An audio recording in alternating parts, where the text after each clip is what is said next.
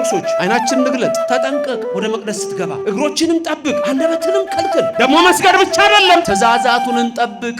በብዙ ነገር በአስርቱ ትእዛዛት ወበብዙ መክፈል ወነበበ ባለው እነዚህ ሁሉ ለእኛ የተነገሩ ናቸው።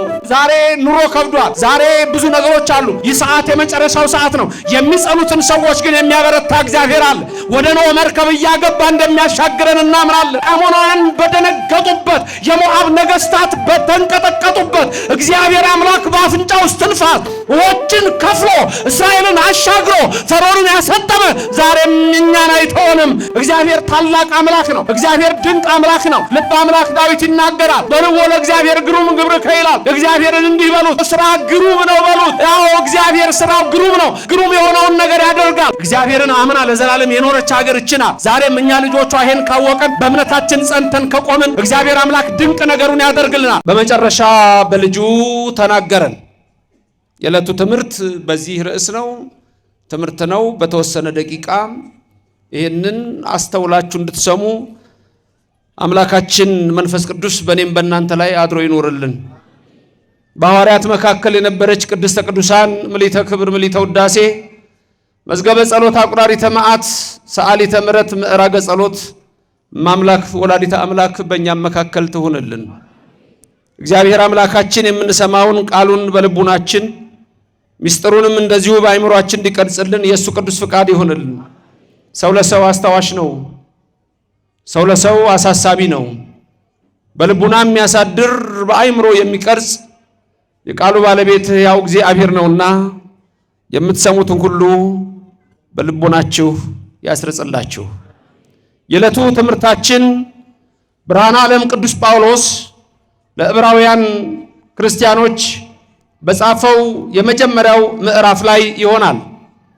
በአጠቃላይ ዕብራውያን 13 ምዕራፎች ሲኖሩት ይህ መልእክት በአብዛኛው የብሉይና የሐዲስን አንድ ላይ አስማምቶ የሚናገር መጽሐፍ ነው። ይህ መጽሐፍ ሙሉ በሙሉ በአሁን ሰዓት በዓለም ላይ የሚፈጸመው በኢትዮጵያ ኦርቶዶክስ ተዋሕዶ ቤተክርስቲያን ብቻ ነው። ምክንያቱም ብሉይን ከሐዲስ አስተባብራ የያዘች ቤተክርስቲያን ይህቺ ቤተክርስቲያን ብቻ በመሆኗ ነው። አንዳንዶች ድንገት እንዳደነግጡ በአውሮፓ በሌላ እምነት ይህ የዕብራውያን መልእክት ቢነበብ ሙሉ አይደለም፣ ጎዶሎ ነው። ለነሱ ሙሉ የሚሆነው በኢትዮጵያ ኦርቶዶክስ ተዋሕዶ ቤተክርስቲያን ብቻ ሲነገር ነው። እንዴት ብትሉ ለምሳሌ በ9ኛው ምዕራፍ ላይ የብሉይን አገልግሎት ከሐዲስ ኪዳን ጋር በማጣመርና በማዋሃድ ስለ መጀመሪያይቱ መቅደስና ስለ ኋለኛይቱ መቅደስ በዝርዝር ይናገራል። ስለ ብሉይ ዘመን መስዋዕትና ስለ ሐዲስ ዘመን መስዋዕት ይናገራል።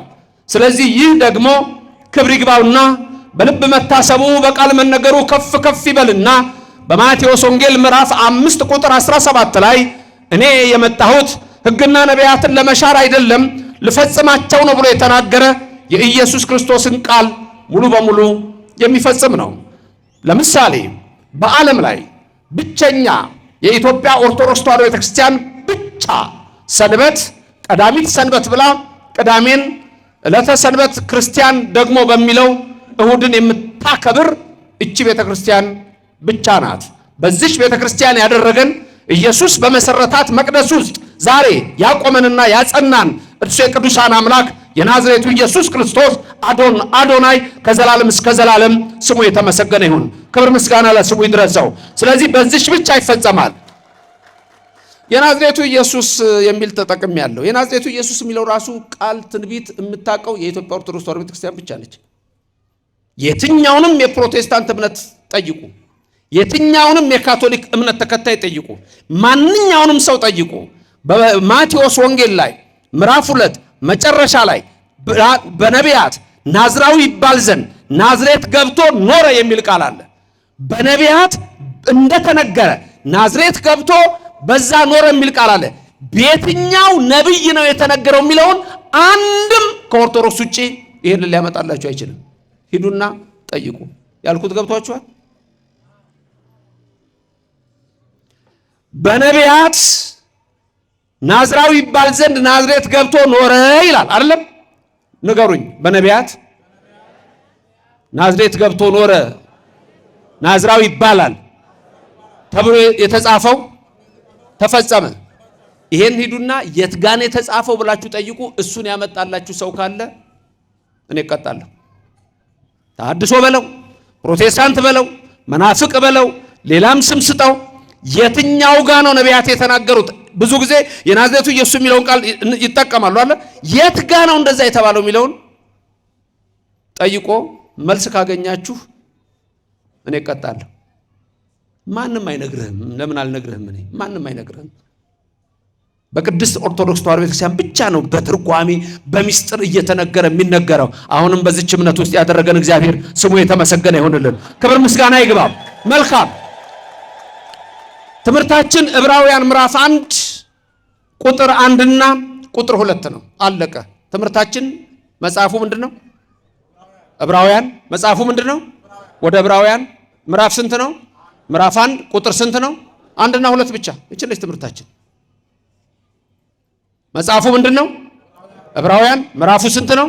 1 ምንማራት ቁጥር ስንትና ቁጥር ስንት ነች? 1 እና 2። አለቀ። ቃሉን አነበዋለሁ። እግዚአብሔር መንፈስ ቅዱስ በእኔም በእናንተ ላይ ይደር። እንዲህ ይላል፣ ከጥንት ጀምሮ እግዚአብሔር፣ ልብ በሉ፣ ከጥንት ጀምሮ እግዚአብሔር በብዙ አይነትና በብዙ ጎዳና ለአባቶቻችን በነቢያት ተናገረ። ወይም ተናግሮ ብሎ ይቀጥላል። መልካም ተናገረ። በብዙ ነገር ወበብዙ መክፈልት አይዳ እግዚአብሔር ለአበዊነ በነቢያቲሁ እምትካት ይላል በግዕዙ። ከኔ ቀጥላችሁ ድገሙት። ከጥንት ጀምሮ እግዚአብሔር በብዙ አይነትና በብዙ ጎዳና ለአባቶቻችን በነቢያት ተናገረ። ይሄ አንዱ ቁጥር ነው። ቁጥር 2 ደግሞ ይቀጥላል። ተናግሮ ብሎ አማርኛው ያመጣና እንዲህ ይላል፣ ሁሉን ወራሽ ባደረገው ደግሞም ዓለማትን በፈጠረበት በልጁ በዚህ ዘመን መጨረሻ ለእኛ ተናገረን። ትምህርታችን ምንድነው? በመጨረሻ በልጁ ተናገረን የሚል ነው ኃይለ ቃላችን። ይሄ ነው ቁጥር 2 ላይ። እሱንም ላስብላችሁ፣ ተናገሩ። ሁሉን ወራሽ ባደረገው ደግሞም ዓለማትን በፈጠረበት በልጁ በዚህ ዘመን መጨረሻ ለእኛ ተናገረን። ይሄ ነው ትምህርታችን። አሁን እዚህ ውስጥ የምነግራችሁ ወሳኝ በተለይ አራት ነገሮች አሉ።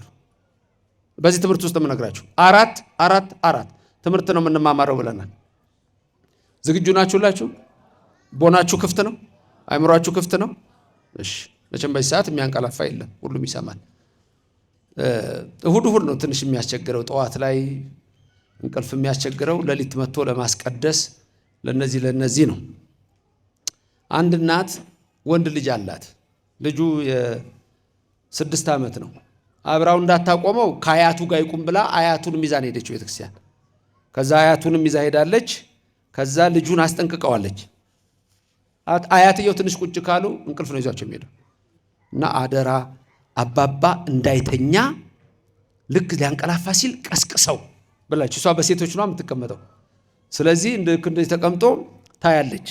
ስታይ እሷ በደንብ አድርጋ ነግረዋለች። ስትወጣ 1 ብር እሰጥሃለሁ፣ ስለዚህ ጠብቅ አያትህን። ምንም ችግር የለም ማየ፣ 1 ብር ደግሞ አግኝቼ ነው እንዲያል። ከዛ ትምህርት እየተሰጠ እሳቸው እንዲህ ይላሉ፣ ይሰግዳሉ። ከዛ ቀስቅስ ትለዋለች። ልጁ ጸጥ። ከዛ በኋላ ሲወጡ ተናደደች። ምን ብዬህ ነበረ? ቀስቅሰው አላልኩም ወይ ብለሽ ነበረ? 1 ብር እሰጥሃለሁ አላልክም? እሱ 2 ብር እሰጥሃለሁ አለኝ። ስለዚህ አሁን በቃ ሁላችሁም ዝግጁ ናችሁ ለመስማት። መልካም። መጽሐፉ ምንድነው? ዕብራውያን ምዕራፍ ስንት ነው? ቁጥር ስንትና ስንት ነው? 1 እና 2። በቃ አለቀ። መልካም። ምንድነው የሚለውን ልብ በሉ። አሁን ቁጥር 1 ላይ ብዙ ነገር ነው ያለው። ቁጥር 1 ላይ ነው ያለው። ስንት ነገር እንዳለ ተመልከቱ። እናንብበውና ከጥንት ጀምሮ እግዚአብሔር በብዙ አይነትና በብዙ ጎዳና ለአባቶቻችን በነቢያት ተናገረ ነው የሚለው። አሁን እዚህ ውስጥ ልብ በሉ። አንደኛ ትርጉም የሚያስፈልገው ከጥንት ጀምሮ ምንድነው ጥንት? አንደኛ ከጥንት ጀምሮ ምን ማለት ነው? ከጥንት ጀምሮ። ሁለተኛ እግዚአብሔር በብዙ አይነትና በብዙ ጎዳና። ሁለተኛ በብዙ አይነት ምን ማለት ነው? ሶስተኛ በብዙ ጎዳና ምን ማለት ነው? አራተኛ ለአባቶቻችን፣ አምስተኛ በነቢያት። እነዚህ ዝርዝር ያስፈልጋቸዋል። ጳውሎስ ሐዋርያ የዕብራውያን ክርስቲያኖችን የሚያስተምራቸው እምነት ድንገት የመጣች አይደለችም። ተመልከቱ፣ ክርስትና ሲመጣ ክርስትና ድንገት የመጣች አይደለችም። ከኦሪት ነው የምትቀጥለው። ኦሪት ከሕገ ልቡና ነው የምትቀጥለው። ስለዚህ ይሄ ነው የኢትዮጵያ እምነት ብለን ስንናገር፣ 1 ሕገ ልቡና፣ 2 ሕገ ኦሪት፣ 3 ሕገ ወንጌል ነው። ስለዚህ ጳውሎስ ሐዋርያ እዚህ ጋር የሚናገረው ምንድነው? ከጥንት ጀምሮ እግዚአብሔር በብዙ አይነትና በብዙ ጎዳና ይላል። ለማን የተናገረው? ለአባቶቻችን። በማን የተናገረው? በነቢያት። ስለዚህ እግዚአብሔር በነቢያት ተናግሯል አልተናገረም? ነቢያት ተናግረዋል አልተናገሩም? ነቢያት በኦርቶዶክስ ክርስቲያን ክብር አላቸው የላቸውም? ክብርና ምስጋና ለእግዚአብሔር ይድረሰው። ቅዱሳን ነቢያት የምንላቸው ቁጥራቸው ደግሞ ዋና ዋናዎቹ ነቢያት ልንገራችሁ። ቁጥራቸው ዋና ዋና ነቢያት ቁጥራቸው ስንት እንደሆነ ልንገራችሁ። 31 ነው። ዋና ዋና ነቢያት ቁጥራቸው ስንት ነው?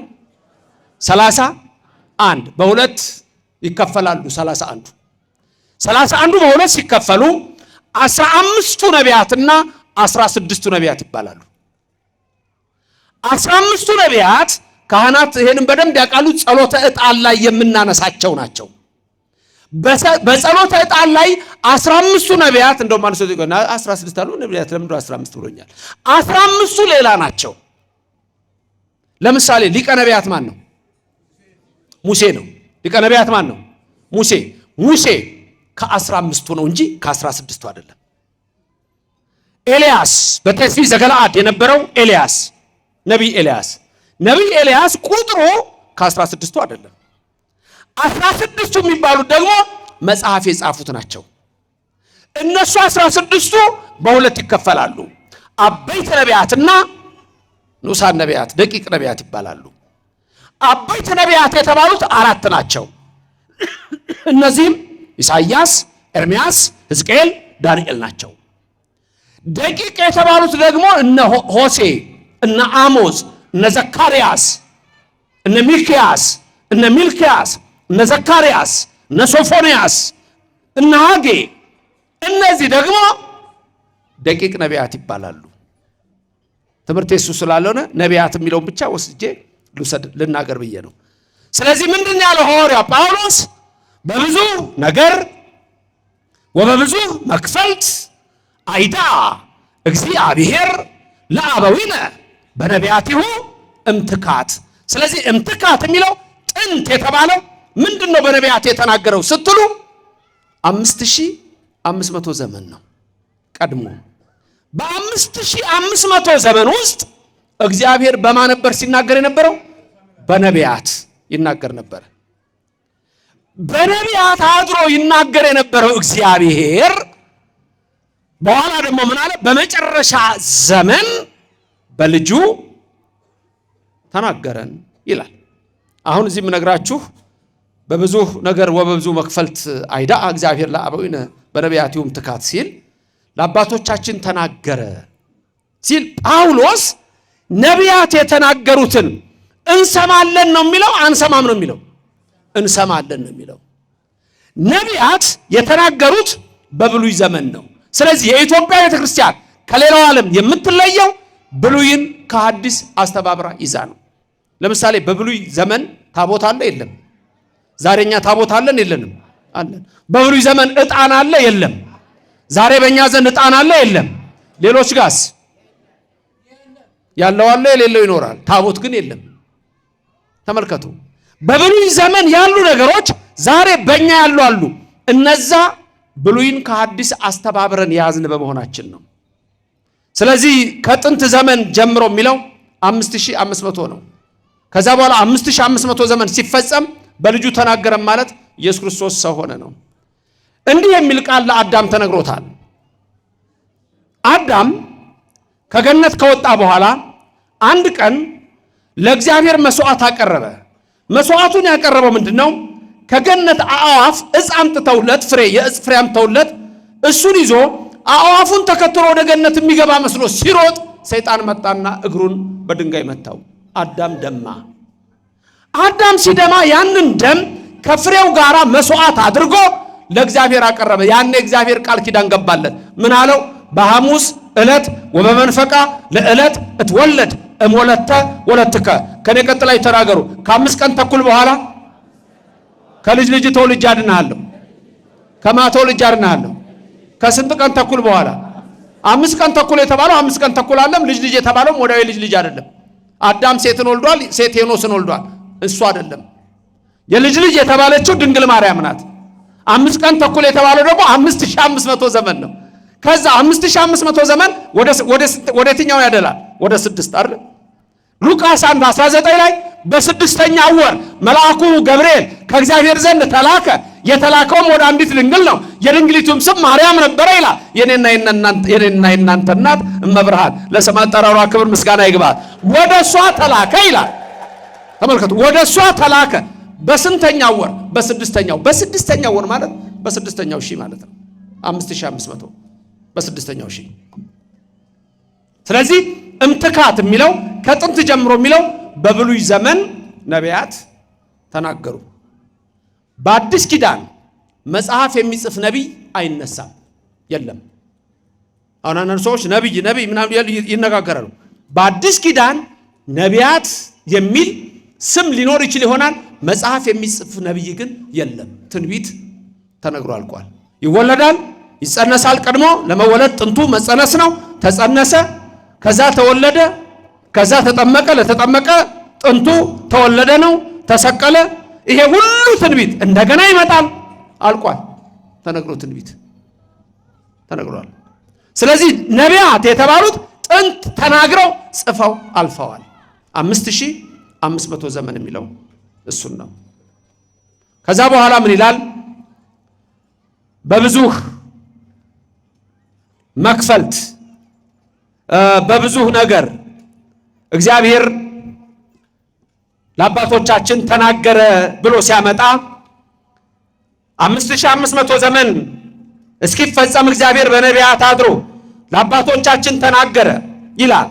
በብዙ ነገር ወበብዙ መክፈልት። በብዙ ነገር ማለት በ10ቱ ትእዛዛት፣ ወበብዙ መክፈልት ማለት ወነበቦ ያለው ምን አልኩኝ? በብዙ ነገር ስንቱ ትእዛዛት? 10ቱ። ወበብዙ መክፈልት በብዙ አይነትና ጎዳና አለ ያለው አይነት 10ቱ ትእዛዛት ጎዳና ወነበቦ ያለው ምን ማለት ነው? ይሄ ሕግ በሁለት ይከፈላል። ሕግ በሁለት ይከፈላል። 10ቱ ትእዛዛትና ሌላ 572 በላይ የሆኑ ሕግጋት አሉ በብሉይ ዘመን። 10ቱ ትእዛዛት የምታውቋቸው ናቸው። ኦሪት ዘጸአት ምዕራፍ 20 ላይ ብዙ ሰው የማያውቀው ግን 572 በላይ የሚደርሱ በአይሁዶቹ ወደ 613 የሚጠጉ ሕግጋት አሉ። እነዚህ ወነበቦ ይባላሉ። ወነበቦ ማለት እንዲህ አለው እያለ እግዚአብሔር ለሙሴ እያለ የሚለው እነዚህ ሕግጋት ናቸው። ስለዚህ በእነዚህ ሁሉ እግዚአብሔር ምን አረገ? ተናገረን። ለሙሴ እኮ ሲናገር ለኛ ነው። ለኤልያስ ሲናገር ለኛ ነው። ለኢሳይያስ ሲናገር ለኛ ነው። ለኤርሚያስ ሲናገር ለኛ ነው። ስለዚህ እግዚአብሔር ምን አለ? ሕግና ነቢያትን ለመሻር የመጣው እንዳይመስላችሁ። ይሄን ቃል ድገሙልኝ። ምንና ምንን ለመሻር የመጣው አይመስላችሁ?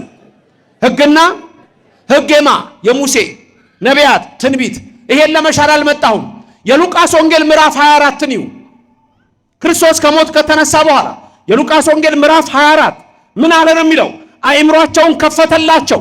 አእምሯቸውን ከፍቶላቸው ምን ነገራቸው? ስለሱ በሕግ በነቢያት በመዝሙር የተጻፈውን ተረጎመላቸው። ልብ በሉ፣ በሕግ በነቢያት በመዝሙር ስለሱ የተጻፈውን ተረጎመላቸው። ኢየሱስን እኛ የምናውቀው የዛሬ 2000 ዓመት አይደለም። ኢየሱስን እኛ የምናውቀው ከድንግል ማርያም ሲወለድ አለ። ከድንግል ማርያም ከመወለዱ አስቀድሞ አለ እግዚአብሔር ወልድ አለ። በነቢያቱ የተናገረው እሱ ነው። እመጣለሁ ያለው እሱ ነው። እወርዳለሁ ያለው እሱ ነው። እጠመቃለሁ ያለው እሱ ነው። እሰቀላለሁ ያለው እሱ ነው። በነቢያት ይህንን ነገሩን። ሁሉም ነቢያት ይህንን መሰከሩልን። ድንግል ማርያምን የምናውቃት የዛሬ 2000 ዓመት አይደለም። እኛ ድንግል ማርያምን የምናጋት ገና ያኔ ነው። ኦሪት ዘፍጥረት ምዕራፍ 3 ቁጥር 15 ላይ ከልጅ ልጅ ተወልጅ የሚለው በቀለምንጦስ መጽሐፍ የተጻፈውን ትርጓሜ በዛ ላይ ስታዩ በዘርህና በዘሯ ጠላትነትን አደርጋለሁ ብሎ እመቤታችን ከሰይጣን ጋር እንደማትስማማ በግልጽ የነገረን ገና ያኔ ሶስተኛው ምዕራፍ ላይ ነው። ድንግል ማርያምና ሰይጣን በፍጹም ሊገናኙ አይችሉም። ድንግልን ከደገፍክ የክርስቶስ ነህ፣ ድንግልን ከነቀፍክ የዲያብሎስ ነህ። አለቀ። ይሄ ነው። ስሙ ለዘላለም ምስጉን ይሁን። ስለዚህ እግዚአብሔር አስቀድሞ ነግሮናል። ትንቢቱ ሁሉ ቀድሞ የተነገረን ነው። በ10ቱ ትእዛዛት ወነበቦ አለው በ570ዎቹ በላይ በእነዚህ ሁሉ እግዚአብሔር ተናገረን። 2 በብዙ አይነትና በብዙ ጎዳና ነበር ያልነው። የቤት ስትገቡ ቁጥር 1 እና ቁጥር 2 ታነባላችሁ። በብዙ አይነትና በብዙ ጎዳና ማለት ደግሞ በምሳሌና ያለ ምሳሌ። በምሳሌ አስተምሯል፣ እንበለ ምሳሌ አስተምሯል። ከዚህ ቀጥሎ የምነግራችሁ እግዚአብሔር በምን አይነት ምሳሌ እንዳስተማረን እነዚህን ላስብላችሁ። መሶበ ወርቅ፣ ተቋመ ወርቅ፣ ማዕጠንተ ወርቅ፣ በትረ አሮን። 4 ነገሮች። አራት ነግራችኋለሁ አላልኩም? አንዱ 4 ይሄ ነው። ድገሙ። መሶበ ወርቅ፣ ተቋመ ወርቅ፣ ማዕጠንተ ወርቅ፣ በትረ አሮን። እነዚህ አሁን ምሳሌ ናቸው። እንዴት? ለምሳሌ መሶበ ወርቅ። መሶበ ወርቅ ጎሞር የተባለው ያኔ በውስጡ መና የተቀመጠበት ትዝ አላችሁ? መሶበ ወርቅ በሙሴ ጊዜ መና ወርዶ አስቀምጦት የለ? ለልጅ ልጅ ይቀመጥ አለው። መናው በጣም የሚገርም ነው። የመናው ነገር መና እስራኤል ሲወርድላቸው ዮሐንስ ወንጌል ምዕራፍ 6 ላይ በደንብ ታውታላችሁ። መናው ሲወርድላቸው እስራኤል መቼ ነበር የሚወርደው? እሁድ ይጀምርና እስከ መቼ ነው የሚወርደው? እስከ ዓርብ። ከእሁድ እስከ ዓርብ ነበረ። ቅዳሜ ይወርድ ነበር መናው? አይወርድም። ቅዳሜ ምንድነው? ሰንበት። ከዛ ምን ተባሉ መሰላችሁ? መናውን ለምሳሌ ቅዳሜ ስለማይወርድ ዓርብ የቅዳሜንም ጨምራችሁ ሰብስቡ ተባለ። አሁን እናንተ ሁላችሁ ለምሳሌ ሙሴ ያዘዛችሁ፣ በቃ ትእዛዙን ልስጣችሁ ሙሴ ህዝቡን ያዘዘውን። አሁን መና ሊወርድልን ነው። ሁላችሁም መመሪያ ተሰጣችሁ። መናው የሚወርደው መቼ ነው? በየዕለቱ ነው። አንድ ቀን ግን አይወርድም። መቼ ነው የማይወርደው? ቅዳሜ። ይሄ 40 ዓመት ታሪክ ነው ማውራው። በ40 ዓመት ውስጥ መና እየበሉ ነው። አሁን አንድ ነገር ልብ በሉ። ትእዛዝ አንድ ሰኞ መና ልትለቅሙ ነው። ሰኞ መና ስትለቅሙ ለማክሰኞ መልቀም አትችሉም፣ ክልክል ነው። ለመቼ ብቻ ነው የምትለቅሙት? ለሰኞ ብቻ። ሁለተኛ ትእዛዝ፣ ዓርብ ስትለቅሙ ቅዳሜ ስለማይወርድ የቅዳሜንም ምን አድርጋችሁ ትለቅማላችሁ? ጨምራችሁ። የስንት ቀን ትለቅማላችሁ? የእሑድ ቀን። ይሄ ትእዛዝ ተሰጠ። ሰኞ መና ወረደ፣ ልትለቅሙ ወጣችሁ። የስንት ቀን ነው የምትለቅሙት? የአንድ ቀን አይደል? አንዳንድ ሰዎች ምን አሉ መሰላችሁ? በሉትና ጣፈጣቸውና እንደማር ስለነበረ ነገ ባይወርድስ ለነገ ምን ሰብስብ አሉ። ስስታም ትውልድ አለ። ለነገ ምን ሰብስብ አሉ። ሙሴ ግን ምንድን ያለው? ለአንድ ቀን ብቻ አይደለም ትእዛዙ? ለነገስ ይቻላል? መቼ ነው የሚቻለው? ለነገ አንድ ቀን ብቻ። መቼ? ዓርብ ብቻ። አሁን ምን አደረጉ? አንዳንድ እስራኤላውያን ነገ መናው ባይወርድስ አሉና የሰኞን ሰበሰቡና ለነገ ብለው አስቀመጡት። ጠዋት ተልቷል። አያችሁ? ጠዋት ተልቷል። ማክሰኞ ዕለትም ለሮብ ብለው የለቀሙ ነበሩ። ሮብ ጠዋት ሊከፍቱት ሲያው ምን ሆኗል? ተበላሽቷል፣ ተልቷል። ዓርብ ቀን ደግሞ የመቼንም ጨምራችሁ ልቀሙ ተብሏል፣ የቅዳሜንም። ስለዚህ ዓርብ ስንት ነው የምትለቅሙት? የስንት ቀን? የ2 ቀን ለቀሙ። አሁን ሰኞ ቀን የለቀሙት ጠዋት ምን ሆኖ ነበር? ተልቶ ነበር። ዓርብ ቀን የለቀሙት ግን ቅዳሜ ጠዋት ሲከፍቱት ምንም አልሆነም፣ ትኩስ ነው። የእግዚአብሔር ትእዛዝ እንዲህ ነው። እግዚአብሔር መሸወድ አይቻልም። ክብርና ምስጋና ለዘላለም ለስሙ ይድረሰው። አንዳንድ ሰዎች ይሄ ነው በህይወታችሁ ሁሉ ነው፣ በቃ በህይወታችሁ ሁሉ ነው። አንዳንድ ሰው እግዚአብሔር የሚሸውድ ይመስለው። አንድ ሰውዬ ስለተሳለ ስለቱን መሰላችሁ? ይሄን ካደረክልኝ ሰንጋዬን በሬን ሸጬ ስለትህን አገባለሁ አለ። ስለቱ ደረሰ። ጨነቀዋ። አንዳንድ ሰው እኮ ሲናገር መጠንቀቅ አለበት። መክብብ የሚናገር ይሄን ነው 5 ላይ ተጠንቀቅ፣ ወደ መቅደስ ስትገባ እግሮችንም ጠብቅ፣ አንደበትንም ከልክል። ዝም ብለህ አትናገር። ከተናገርክ ግን ምን አድርገው ፈጽመው። ሰውየው ሰንጋን የተሳለው ሰንጋዬን ሸጬ ነው ያለው። ሰንጋውን ስለቱ ደረሰ፣ ገበያ ይዞ ወጣ ሊሸጥ። ከሰንጋው ጋር አብሮ ደግሞ ዶሮ ይዟል። ሰዎች መጥተው ስንት ነው ሰንጋው ሲሉት 1000 ብር 1000 ብር እንካ። አይ ብቻውን አይሸጥም። ከማን ጋር ነው የሚሸጠው? ከዶሮዋ ጋር። በዚህ አይነትማ ዶሮ 50 ሳንቲም ነች። አይ ዶሮዋ እንኳን ውድ ነች። ስንት ነች? 100 ሺህ ናት። ቀልደኛ ትቶት ሄደ። ሌላ ሰው መጣ። ዶሮዋ ስንት ናት አለው። 100 ሺህ ዶሮ? አዎ 100 ሺህ። ይሄ ሰንጋ 1000። በቃ ሰንጋው ሽጥልኝ። ለብቻ አይሸጥም። አንድ ሰው መጣና ምን እኮ ዋጋው እኮ አንድ ነው። ቀያየረ 101 ሺህ ብር ከፍሎት ገዛ። መጣ። አምላኬ ሰንጋዬን ስንት እንደሸጥኩ አይተሃል? አባታችን ስለት ነበረኝ፣ ይሄው 1000 ብር። ይቻላል እንደዚህ? ቶቶ ያለው እሱ ደግሞ የባሰበት ነው። ቶቶ ሚካኤል አለ። በሬው እኮ ጠፍቶ 3 ቀኑ ነው። የለም 3 ቀን አስፈልጎ የለም። መጣና ቅዱስ ሚካኤል ብሎ ስለተሳለ ወጣ ሲል በሬው ቆሟል። ሚካኤል ሚካኤል ቶቶ አግኝቼዋለሁ። አይ ሽወዳ አይሰራ። እግዚአብሔር ቤት ሽወዳ አይደለም። እዛ ቀበሌ ነው ሽወዳ፣ እዚህ አይሰራም። መናውን ተመልከቱ። ለነገ አትልቀሙ ተባለ፣ አትልቀሙ። አለቀ በቃ። ትእዛዝ ነው። ትእዛዝ እንድንሰማ ያድርገን እግዚአብሔር። ከዛ ምን ሆነ መሰላችሁ? እንዲህ የሆነው መና በመሰብ ወርቅ ተደርጎ እንዲቀመጥ ተደረገ። በመቅደስ ውስጥ መናው ተደርጎ ተሰፍሮ በመሰብ ወርቅ ውስጥ ተቀምጦ ለልጅ ልጅ ሁሉ ሲቀመጥ አልተበላሸም፣ አልተለወጠም፣ አልተቀየረም። እጅግ የሚገርም ነው። ስለዚህ በብዙ ነገር ወበብዙ መክፈልት አይዳ እግዚአብሔር ለአበዊነ በነቢያቲሁም ትካት፣ በብዙ ነገር ተናገረ ሲል አንዱ ምንድነው አለን? መሶበ ወርቅ፣ 2 ማዕጠንተ ወርቅ፣ 3 በትረ አሮን። እንዲህ እያለን ምንዘረዝራቸው እነዚህ ተቋመ ወርቅ 4 ሚስጥር አላቸው። ከዛ ውስጥ አሁን የወሰነው ምንድነው? መሶበ ወርቅ። መሶበ ወርቅ ማለት መሶብ ታውቃላችሁ አይደል? መሶቧ የምንድነች ማለት ነው? የወርቅ የስፌት አይደለም፣ የሰበዝ አይደለም፣ የአለላ አይደለም። የምንድነች መሶበ ወርቋ? የወርቅ ነች። ውስጧ ደግሞ ምን አለባት?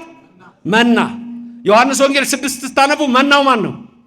ኢየሱስ ክርስቶስ። ለስም አጠራሩ ክብር ምስጋና ይግባው። መናው ማን ነው? መናው ማን ነው? ንገሩኝ ስሙን። መናው ማን ነው? ኢየሱስ ክርስቶስ። ያቺስ የወርቅ መሶብ ማን ነች? እመቤታችን። በቃ እኛ እንዲህ ነን። ኦርቶዶክስ ማለት ይሄ ነው። ክብርና ምስጋና ለእግዚአብሔር ይድረሰው፣ ስሙ የተመሰገነ ይሁንልን። ታዲያ ይሄን ቃል ይሄ የተጻፈ ነው፣ ሙሴ የጻፈው ነው። ይሄ ቃል አሁን ሁሉ ጊዜኛ ቅዳሴ ሲገባ አንድ ቀን አይቀርም። ሁሌ ነው የሚባለው። ዲያቆን አለ እንዴ አንቲ ውቱን የሚያዜም ሁሌ የምንለው እኮ ነው። ሁሌ የምንለው ይሄ አሁን ቅዳሴ ሲገባ አሁን አንድ ዲያቆን መጥቶ ካለ ቢያስታውሳችሁ ታውቁታላችሁ። አንቲ ውቱ መሶበ ወርቅ እያልን አስታውሳችሁ ቅዳሴ ታስቀድሳላችሁ። እሁድ የሚያስቀድስ እስቲ ምልክት ይስጠኝ። እሁድ የሚያስቀድስ እሺ፣ የማያስቀድስ ቢቀደስ ባይቀደስ ምን አገባኝ? ብዙዎቻችሁ እንደዛ ትመስላላችሁ።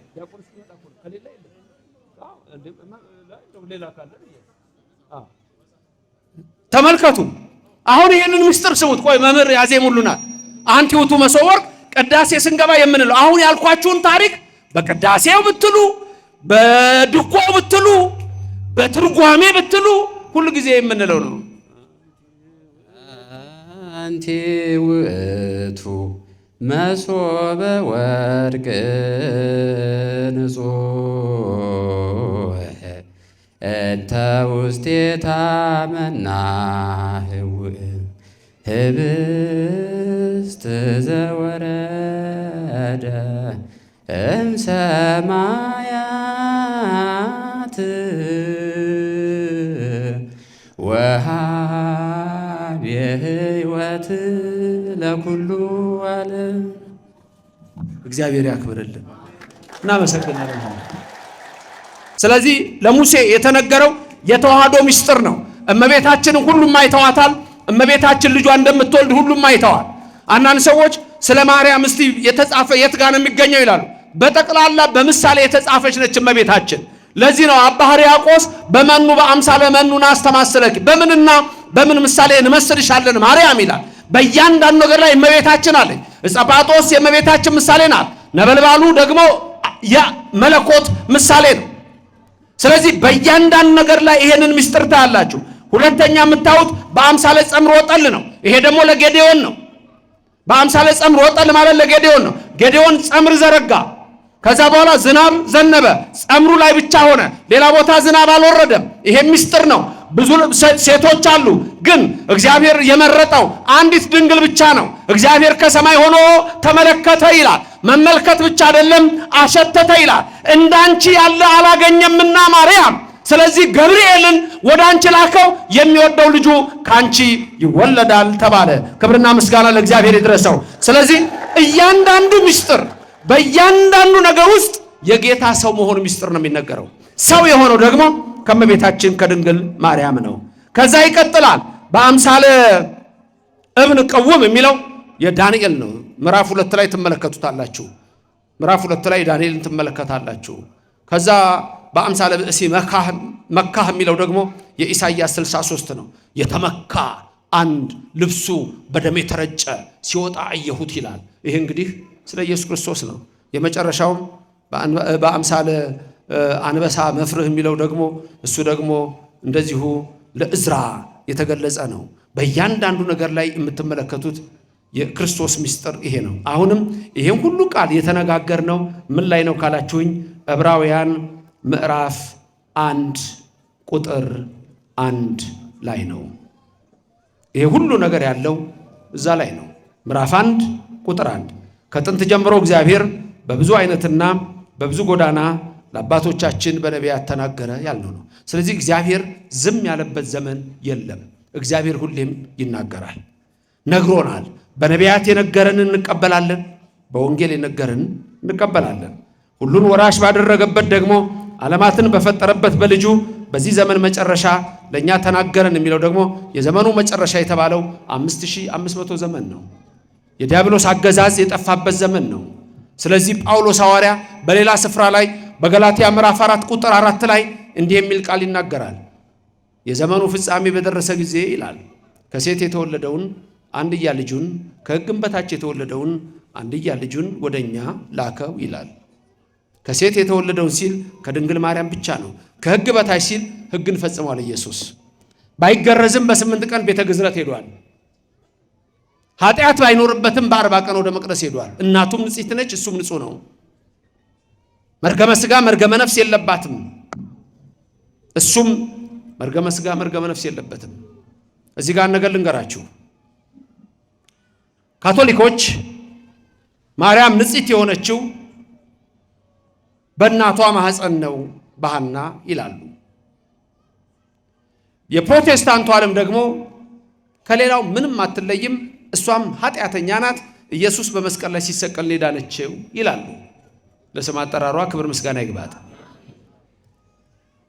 ይሄ አስተሳሰብ ከኛ ጋር ተመሳሳይ ሆነዋል ከሚባሉት ከኮፕቲክ ቸርች ከግብጾች ጋርና ከሌሎቹም ጋር አለ።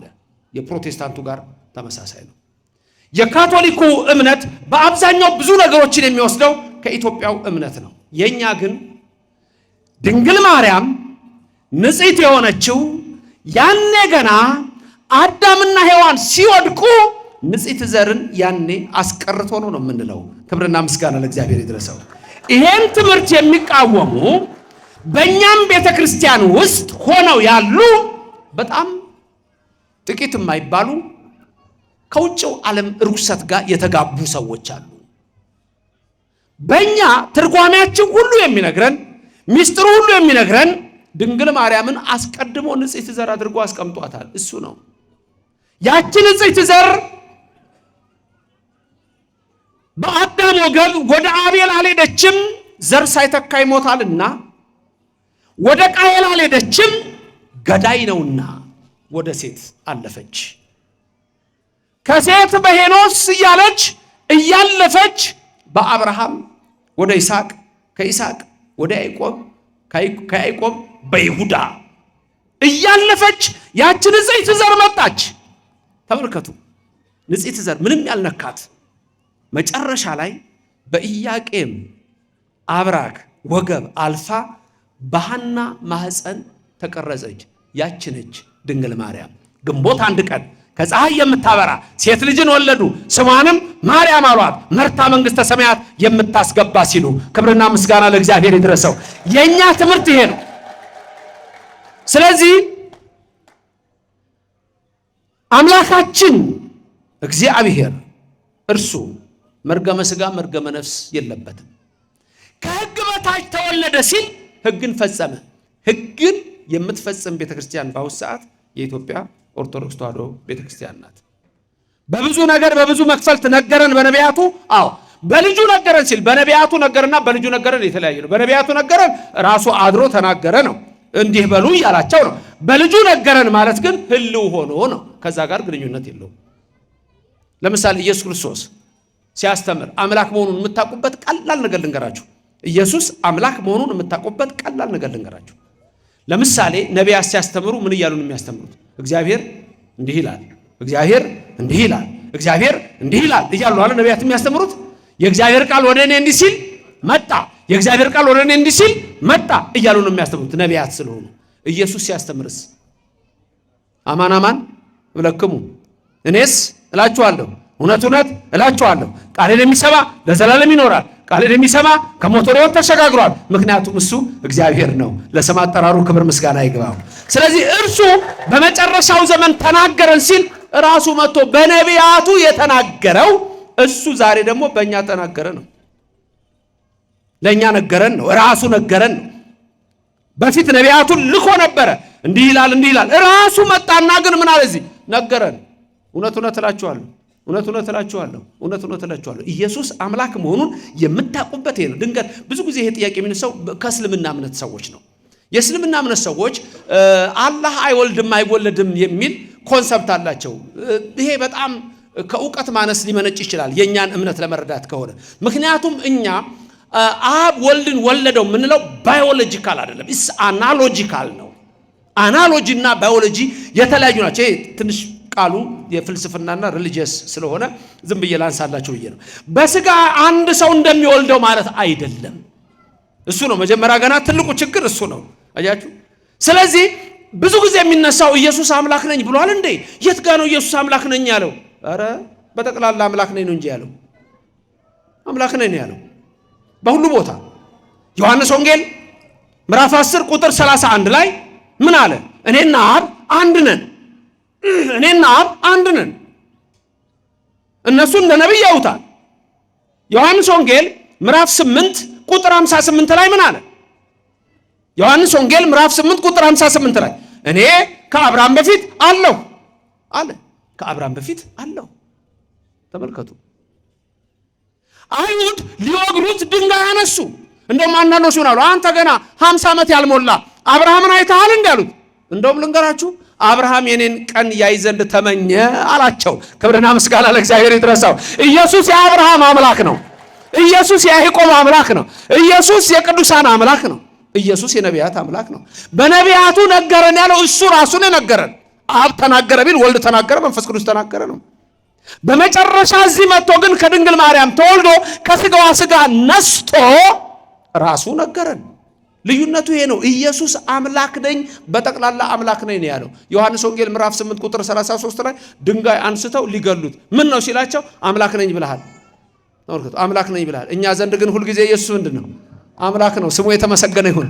ምንድን ነው? ኢየሱስ ክርስቶስ አምላክ ነው። ትናንትና ሳስተምር ያነሳሁት ነበረ። የሪፎርሜሽን የተሐድሶ እንቅስቃሴ ጀርመኒ ውስጥ ሲጀምር አንዱ ትልቁ ነገር ያደረጉት የወሰኑት ምንድን ነው? ኢየሱስ እግዚአብሔር አይደለም ብለው ነው የወሰኑት። ይሄ ነው። ድንገት እዚህ ውስጥ ዛሬ ከሌላ እምነት የመጣች ሰዎች ካላችሁ በፕሮቴስታንት በሪፎርሜሽን ሙቭመንት በተሐድሶ የተወሰነው ኢየሱስ እግዚአብሔር አይደለም የሚል ነው። ክብር ለእግዚአብሔር ብቻ የሚል ነው እነሱ ጋር። ኢየሱስ ግን እግዚአብሔር አይደለም ነው። ተመልከቱ። ይሄ ነው ትልቁ የጣላቸው። ትልቁ የጣላቸው ነው። በልጁ በመጨረሻው ዘመን ተናገረን ሲል ራሱ መጥቶ አንድም አብ በወልድ ህልው ሆኖ ነገረን ነው። ትዝ ይላችኋል። ክርስቶስ ለስም አጠራሩ ክብር ምስጋና ይግባውና በዮሐንስ ወንጌል ምዕራፍ 14 ቁጥር 6 ላይ ለደቀ መዛሙርቱ ሲነግራቸው አነ ውእቱ ፍኖተ ጽድቅ ወሕይወት አለ። እኔ መንገድና እውነት ሕይወት ነኝ አለ። መንገድ፣ እውነት፣ ሕይወት። ልብ በሉ ሶስቱን ቃላት መንገድ፣ እውነት፣ ሕይወት። ሕይወት እኔ ነኝ አለ። እውነት እኔ ነኝ አለ። ከዚህ በላይ ምን ይበል ኢየሱስ? መንገድ እኔ ነኝ አለ። ሌላው ሰው መንገድ ዝም ብሎ መንገድ ይመስለዋል፣ የሚያደርስ ይመስለዋል። መንገድ ማለት ሃይማኖት ማለት ነው። ሃይማኖት እኔ ነኝ ማለት ነው። መንገድ ሃይማኖት መሆኑን ለማወቅ ከፈለጋችሁ ትንቢተ ኤርምያስ 6:16 ላይ እዩ። ትንቢተ ኤርምያስ 6:16 ላይ እንደምታዩ የሐዋርያት ሥራ ምዕራፍ 9 ቁጥር 1 እዩ። በዛ መንገድ የሚሄዱትን ይላል። በዛ ሃይማኖት ሲል ነው። ኢየሱስ ክርስቶስ አነ ውእቱ ፍኖተ ጽድቅ ወሕይወት ሲል እኔ ሃይማኖት ነኝ፣ እኔ እውነት ነኝ፣ እኔ ሕይወት ነኝ ነው ያለው።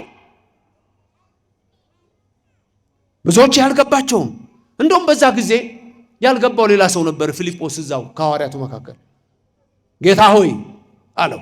ወደ አብ የሚያደርስ ሌላ እንደው መንገድ የተለያየ መስሎታል። በመለኮት በእዘዝ አገዛዝ አንድ መሆኑ አልገባውም። ሚስጥረ ሥላሴ ጌታ ሆይ አብን አሳየንና ይበቃናል አለው። ማንን አሳየን? አብን አሳየንና ይበቃናል። ኢየሱስ ምንድን ነው ያለው? ገሰጸው። አንተ ፊልጶስ እስከ ዛሬ ከእናንተ ጋር ስኖር አታውቀኝምን? እስከ ዛሬ ከእናንተ ጋር ስኖር አታውቀኝምን? አይገርምም? አብ ወልድ መንፈስ ቅዱስ አይበላለጡም፣ አይተናነሱም። አብ ወልድን አይበልጠውም፣ መንፈስ ቅዱስንም አይበልጥም። ወልድ አብን አይበልጥም፣ መንፈስ ቅዱስን አይበልጥም። መንፈስ ቅዱስ አብን አይበልጥም፣ ወልድንም አይበልጥም። አብ ነው፣ ወልድ መንፈስ ቅዱስ አይባልም። ወልድ ነው፣ አብ መንፈስ ቅዱስ አይባልም። መንፈስ ቅዱስ ነው፣ አብ ወልድ አይባልም። ለምን? በስም ሶስት። ክብር ምስጋና ይግባው እግዚአብሔር። አብ እግዚአብሔር ነው፣ ወልድ እግዚአብሔር ነው፣ መንፈስ ቅዱስ እግዚአብሔር ነው። ሶስት እግዚአብሔር አይባልም። ስንት እግዚአብሔር? አብ ሁሉን ቻይ ነው፣ ወልድ ሁሉን ቻይ ነው፣ መንፈስ ቅዱስ ሁሉን ቻይ ነው። ሶስት ሁሉን ቻዮች አይባልም። ስንት ሁሉን ቻይ? አንድ። አብ ፈጣሪ ነው፣ ወልድ ፈጣሪ ነው፣ መንፈስ ቅዱስ ፈጣሪ ነው። ሶስት ፈጣሪዎች አይባልም። ስንት ፈጣሪ? አንድ ፈጣሪ በመፍጠር አንድ ነው። ይሄ ነው እኮ ሚስጥረ ሥላሴ። ብዙዎቹ አልገባቸው ነው። ኢየሱስ ክርስቶስ እኔ እግዚአብሔር ነኝ ብሏል ወይ? እኔ አምላክ ነኝ ብሏል ወይ? አዎ። የት ያውቁታል? መጽሐፉን የት ያውቁታል? ኦርቶዶክሶች አይናችን ንግለጥ አላወቁትም። ኢየሱስ ክርስቶስ እኔ ብዙ ቦታ የምናገረው የንጉሥ ፋሲል ታሪክ አለ። ብዙ ቦታ አወራዋለሁ። ብዙ ሰዎች መጽሐፍ ቅዱስ ይዘዋል። እዛ ውስጥ ኢየሱስ የሚናገረውን ግን አያውቁም። ተሸክመዋል እንደሚያነብሰው ውስጥ ያለው ድንገት 8 ጥቅስ ከዛች ውስጥ የሚፈልጓትን አጼ ፋሲል የሆኑትን ነግራችሁ የለም? ሌላ ቦታ ስናገር ሰምታችሁት ይሆናል። አደን ወጡ። የጎንደሩ ንጉሥ፣ የኢትዮጵያው ንጉሥ። ያኔ ዋና ከተማ ጎንደር ነው። የ17 ሴንቸሪ ነው። ንጉሱ አደን ወጡና ጋብለው እኮ ባለሟላሉ ንጉሱ። ከዛ በኋላ ብዙ ተከትሏቸው ነው አደን ሄዱት። አንዱን ወጣት ዝሆን ውርዙው ነገ ይላል። ሌላም እንደው ተከትለው አንዱን ጎሽ ሲሄዱ መንገድ ጠፍቶ ከባለሟሎቻቸው ጋር ተለያዩ። ንጉሱ ጫካ ውስጥ በደንበኛ በቁሏቸው ላይ ተቀምጠዋል። ጎንደር ቤተ መንግስት ጠፋቸው። ራሱ ንጉሱ የት ነው መንገዱ አሉ። ግራ ገባቸው። ባለሟሎቻቸው የሉም። እዛ ጫካ ውስጥ አንድ ሰውዬ ጌሾ ተሸክሞ ይሄዳል። አንተ ሰው እንዴት ዋልኩ አሉት። እግዚአብሔር ይመስገን፣ አንተስ እንዴት ውለሃል? ደህና ነኝ። የጎንደር እንደ ወደ ቤተ መንግስት መንገዱን ታውቀዋለህ? አሳምሬ በላሳየኛ ጌሾዬን ለማትቼ እከፍልሃለሁ። ከከፈልከኝ ምን ቸገረኝ? በልና ምራኝ። አንተ በቅሎ ላይ ቁጭ ብለህ እኔ በእግሬ እና እፈናጠኛ እና ተፈናጠጥ ከንጉሱ ጋራ። ይሄ እውነተኛ ታሪክ ነው። አንድ የወለጋ ተወላጅ በጥንት ስሙ ነገሩ ነው፣ በክርስትና ስሙ ነው። አዲስ አበባ ዩኒቨርሲቲ ያሳተመው መጽሐፍ ላይ ነው ይሄን ታሪክ ያገኘሁት። በኋላ በቅሎ ላይ ቁጭ ብሎ ከንጉሱ ጋር ንጉስ ፋሲል ከንጉሱ ጋር ተቀምጦ በዚህ አንተ ሰውዬ ኧረ አይሰማም ነኝ በዚህ ሂድ ይላል ንጉሱን። አሁን በዛ ዘመን አስቡ። ከዛ በኋላ እየመራ ወደ ከተማ ሲደርሱ ንጉሱን ታውቃቸዋል አሉት። ከኋላ እኮ ተፈናጧል ቁጭ ብሏል። ንጉሱን ታውቃቸዋል? ራ ደግሞ ከንጉሱ ማን አድርሶኝ? በቃ ከተማ ስንገባ ታውቃቸዋለህ። አቤት ዛሬ አንተ ምን አይነት ሰው ነህ እባክህ ታድዬ ንጉሡ ነው ያለው ዛሬ አውታ ያለ አሳያለሁ። ወደ ከተማ ደረሱ። ወደ ከተማ ሲደርሱ ግማሹ ተደንቋል። እንዲህ እጁን እንትኑን ያነጠፈ ይሰግዳል። ግማሹ ደግሞ ገርሞታል አይናገር። እንዴ ዛሬ ጃንሆይ ማንን ያፈናጠጡት? የሆነ ገበሬ ከኋላ ቁጭ ብሏል። ሰው ገርሞታል።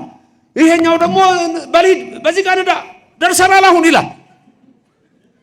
ሰው እንዲህ ይላል። አሁን አንተ ሰው አሉት። አቤት አለ። ንጉሡን አያቸው አሉ። የት አሉ? የት አሉ?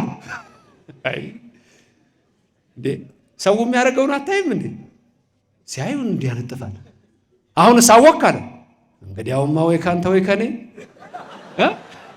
ወይ ካንተ ወይ ከኔ። አሁን ከንጉሡ ጋር ያለው ይሄ ሰውዬ ተመልከቱ። አይ መናፍቃን መጽሐፉን ይዘዋል። ኢየሱስ አምላክ ነኝ፣ ኢየሱስ ንጉሥ ነኝ ይላል። እነሱ ጌታ ብለው ቆመዋል። አንድ እርምጃ ነው። እኛ ጋር ግን እንደዛ ብቻ አይደለም። ኢየሱስ ክርስቶስ የጌቶች ጌታ ነው። የአማልክት አምላክ ነው። የኃያላን ኃያል ነው። የክቡራን ክቡር ነው። የቅዱሳን ቅዱስ ነው። ለዘላለም የምናመልከው ፈጣሪ ነው። የድንግል ማርያም ልጅ ቀድሞ የነበረው ወልድ እሱ ዓለምን የፈጠረው ነው። በመጨረሻው ዘመን ለእኛ ተናገረን የሚለው ራሱ መጥቶ ነገረን ሲል ነው። ክብርና ምስጋና ለዘላለም ለስም አጠራሩ ይሁን።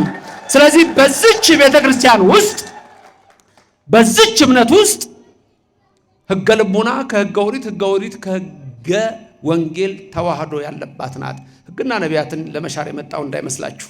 ከዚህ በላይ ምን ይበል ኢየሱስ ክርስቶስ። ስለዚህ እናንተ ኦርቶዶክስ ክርስቲያኖች ክርስቶስ በመሰረታት እምነት ውስጥ ነው ያላችሁ። ክርስቶስን የምትመስሉ እናንተ ናችሁ። በ40 ቀናችሁ መቅደስ የምትመጡ፣ በ80 ቀናችሁ መቅደስ የምትመጡ እናንተ ናችሁ። ሌላው እንደየእድሜው ሊመጣ ይችላል። በዚህ ቤተ ክርስቲያን ታቦተ ጽዮን በዚህ ውስጥ ይዘናት የምንኖረው ያ ገና ያኔ ለሙሴ የሰጠው እግዚአብሔር ስለሆነ ለዘላለም አንዳንድ ሰዎች አይገባቸውም። ምክንያቱም አውሮፓ ይሄ የለውም። አውሮፓ ያመነው የዛሬ 2000 ዓመት ነው። ካመነም ክርስቲያን ተብሎ ከተጠራም የዛሬ 2000 ዓመት ነው። ከዛ በፊት ያለውን አያውቅም። ኢትዮጵያ በሁሉ ስፍራ መስዋዕት ይቀርብባት ነበር። በሰሜን ብትሉ፣ በደቡብ፣ በምስራቅ ብትሉ፣ በምዕራብ ኢትዮጵያ መስዋዕት ይቀርብባት ነበር ለእግዚአብሔር። እግዚአብሔርን አምና ለዘላለም የኖረች ሀገር እችና። ዛሬም እኛ ልጆቿ ይሄን ካወቅን በእምነታችን ጸንተን ከቆምን እግዚአብሔር አምላክ ድንቅ ነገሩን ያደርግልናል። የዛሬን አይደለም ማየት ያለብን። ልክ ነው። ዛሬ ኑሮ ከብዷል። ዛሬ ብዙ ነገሮች አሉ። ይህ ሰዓት የመጨረሻው ሰዓት ነው። የሚጸኑትን ሰዎች ግን የሚያበረታ እግዚአብሔር አለ። ወደ ኖህ መርከብ እያገባ እንደሚያሻግረን እናምናለን። እግዚአብሔር ታላቅ አምላክ ነው። እግዚአብሔር ድንቅ አምላክ ነው። ልበ አምላክ ዳዊት ይናገራል። በርቦ ለእግዚአብሔር ግሩም ግብርከ ይላል። እግዚአብሔርን እንዲህ በሉት፣ ስራ ግሩም ነው የሚሉት። ስራ ግሩም ነህ በሉት። አዎ ስራ ግሩም ነው በሉት። አዎ እግዚአብሔር ስራው ግሩም ነው። ግሩም የሆነውን ነገር ያደርጋል። ድንቅ ነገር በካም ምድር የአሞናውያን በደነገጡበት፣ የሞዓብ ነገስታት በተንቀጠቀጡበት እግዚአብሔር አምላክ በአፍንጫው እስትንፋስ ውኆችን ከፍሎ እስራኤልን አሻግሮ ፈርዖንን ያሰጠመ ዛሬም እኛን አይተውንም። የቅዱሳን አምላክ እግዚአብሔር ለስም አጠራሩ ክብር ምስጋና ይግባው። በመጨረሻ በልጁ ዘመን በልጁ ተናገረን። ስለዚህ እግዚአብሔር በብዙ ነግሮናል። የነገረንን ሰምተን ለመዳን ይርዳል። በነቢያት የነገረንን እንሰማለን አንሰማም? ትንቢት በዚህ ቤተክርስቲያን ይነገራል አይነገርም? ይነገራል። ቅዳሴ ላይ ስንት መጻሕፍት ይነበባሉ? ቅዳሴው እንዳለ ተውና መጽሐፍ ቅዱስ ተከፍቶ ስንት መጽሐፍት ይነበባሉ? 4። በጣም ጥሩ 4። የመጀመሪያው በዜማ ነው የሚባለው። ምስባክ ዲያቆኑ የሚለው ምስባኩ ከየት ነው የሚወጣው? እሱ ከብሉይ ከመዝሙረ ዳዊት ነው። ከዛ ቀጥሎ ደግሞ ከየት ይነበባል? ከ14ቱ መልእክታት ከጳውሎስ ሲነበብ ራሱ ፊቱ ወዴት መዞር እንዳለበት አለ። ወዴት እንደሚዞር አይታችሁ ከሆነ የመጀመሪያው ዲያቆን ሲያነብ ፊቱ ወደ ምዕራብ አድርጎ ነው። ከዛ ቀጥሎ ያለው ደግሞ እንዲዞሮ ያነባል። ከዛ ቄሱ ደግሞ ሲመጣ ወዲህ ዞሮ ያነባል። ወንጌል ሲነበብ ደግሞ ወዴት ይነበባል? ወደዚህ ይነበባል። አንዳንድ ሰዎች ክርስቶስ ጋር የደረሱ ይመስላቸዋል መሰለኝ። ሕግ ይለውጣሉ። ወንጌል ወደ ምስራቅ ሲያነቡ ብዙ ሰዎች አይቻለሁ። ይሄ በተለይ በትልልቅ ደረጃ ላሉ አባቶች ነው። የክርስቶስን ሕግ ማንም መለወጥ አይችልም። ከተጻፈው አትለፍ ነው የሚለው። መጠንቀቅ ያስፈልጋል። የጳውሎስ ይነበባል። ከጳውሎስ ቀጥሎ ደግሞ የሌሎች መልእክታት ይነበባል። ከዛ መጨረሻ ምን ይነበባል? ወንጌል ይነበባል። መጀመሪያ ጳውሎስ፣ ቀጥሎ መልእክት፣ ቀጥሎ ግብረ ሐዋርያት፣ ቀጥሎ ዳዊት መዝሙር፣ ቀጥሎ ወንጌል። በዚህ ልጨርስ። ነቢያትን ከወንጌል አዋህዳ ያዘች ቤተክርስቲያን። በዚህ ልጨርስ። ምስባክ ስንት ጊዜ ነው የሚባለው? መጀመሪያ ዲያቆኑ አንዴ ይላል አይደል? አንዴ ይልና ከዛ እናንተ ደግሞ ተቀጥላችሁ ስንት ትላላችሁ? አንዴ። ስንት ሆነ? ሁለት። ከዛ ቀጥሎ ዲያቆኑ ይደግማል ምስባኩን። ስንተኛ ሆነ? ሶስት። ከዛ እናንተ ትላላችሁ ስንት ሆነ? አራት። ከዛ ዲያቆኑ ይጀምራል። እናንተስ አብራችሁ ነው የምትሉት ወይስ ለየብቻ ነው? አብሮ። ስንት ይመጣል? ስንት ይመጣል? አምስት። እሺ ዲያቆን መጀመሪያ ስንት? አንድ። እናንተስ? ሁለት። ቀጥሎ ስንት? ሶስት። ቀጥሎ አራት። ከዛ አልተደረበም እንዴ? አብራችሁ ትንሽ ትርፍ የላትም እንዴ? ተደርባችኋል? አልተደረባችሁም? ተደርባችኋል አይደለም? ይሄ ምስጢሩ መሰላችሁ? የዘመኑ ፍጻሜ በደረሰ ጊዜ ወይም ደግሞ ቅድም እንዳየነው በብዙ ነገር ወበብዙ መክፈልት አይዳ እግዚአብሔር ለአበዊነ በነቢያቲሁ እምትካት። ከጥንት ጀምሮ ይሄ 5500 ዘመኑን በምስባኩ ልክ ምስባኩ ሲያልቅ ተደርቧል። ያልኳችሁ ምንድን ነው? 5500 መሆኗ ነው። እሷ እያንዳንዱ ነገር ሚስጥር ነው በኢትዮጵያ ቤተክርስቲያን። ኧረ በዚች ቤተክርስቲያን ያደረገን እግዚአብሔር ዘለዓለም ስሙ የተመሰገነ ይሁን። ዘለዓለም ስሙ የተመሰገነ ይሁን። ከዛ ደርባችሁ ስትሉ 5500 ዘመን ወንጌሉ ከዛ በኋላ ነው የሚመጣው። ዲያቆኑ ይሄን ይልና ሃሌሉያ ቁሙ አጽሙ ይላል። በመጨከን ቆማችሁ ስሙ ይልና ይገባና መብራት የያዘው ዲያቆን አለ። ከዛ ከፊት እንደውም ጸልዩ በእንተ ወንጌል ሲል እየሄደ ነው የሚለው። ቆሞ አይደለም የሚለው። ቆሞ አይደለም የሚለው። እየሄደ ነው ጸልዩ በእንተ ወንጌል ብሎ መጥቶ መስባኩ የሚሰብከው።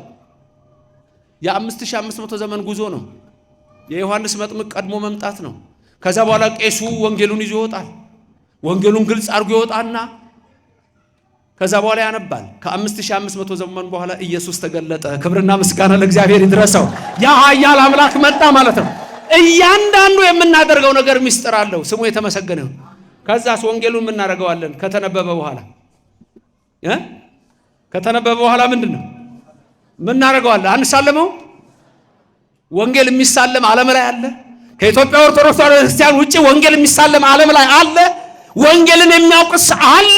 ክብር ምስጋና ይግባው በዚህ ቤተክርስቲያን ያደረገን እግዚአብሔር። ተመልከቱ፣ ኦርቶዶክሶች ወንጌልን አታውቁም። ከማወቅ በላይ እንሰማዋለን የኢየሱስን ወንጌል። ስሙ የተመሰገነ ይሁንልን። ክብር ምስጋና ይግባው እግዚአብሔር። ስለዚህ ይሄ ነው እምነት፣ ይሄ ነው ተዋህዶ፣ እችናት ክርስትና። አንተ ልዩ ነህ፣ አንቺ ልዩ ነሽ። ልዩ ያደረጋችሁም ልዩ የሆነው ኢየሱስ ነው። ለስም አጠራሩ ክብር ምስጋና ይግባው። እኛ ስንጠራው ራሱ ትናንትና ሳስተምር ነበረ።